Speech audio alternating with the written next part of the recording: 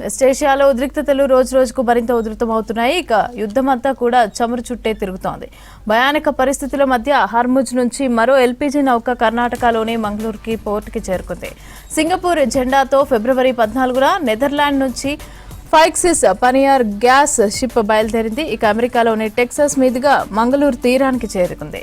సుమారు 47,236 టన్నుల గ్యాస్తో వచ్చిన రవాణా నౌక 16,700 టన్నుల ఎల్పీజీనైతే మంగళూరులోని ఫిల్ చేయనున్నట్లు పోర్టు అధికారులైతే తెలిపారు.